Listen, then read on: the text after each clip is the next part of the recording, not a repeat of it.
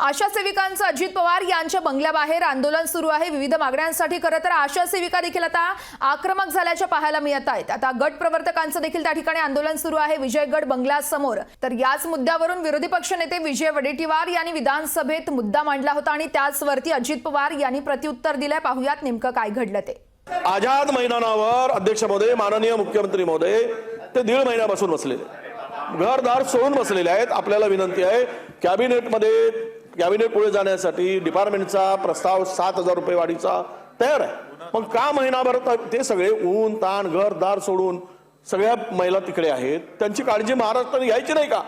आणि त्यांची मागणी जास्त मागणी आहे इतर राज्याच्या तुलनेत। त्यांनी जे आंदोलन पुकारलं आहे त्यामध्ये आपल्याला विनंती आहे की तो कॅबिनेटमध्ये प्रस्ताव आणा आणि 7,000 रुपयाची वाढ आहे ती तरी करून घ्या।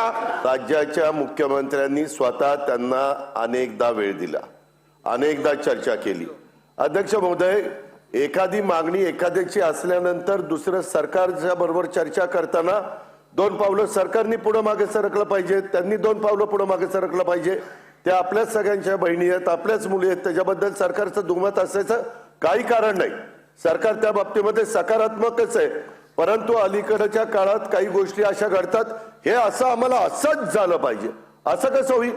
शेवटी बाकीचा पण सगळं आर्थिक परिस्थिती बघावी लागते, इतर गोष्टी तपासाव्या लागतात। मी पुन्हा आज विरोधी पक्ष नेत्यांनी मुद्दा काढलेला असल्यामुळं मी सभागृहाच्या माध्यमातून राज्यातल्या आशा वर्करला पण सांगू इच्छितो आणि सगळ्यांना सांगू इच्छितो, आम्ही तुमच्या बाबतीत सकारात्मक आहोत।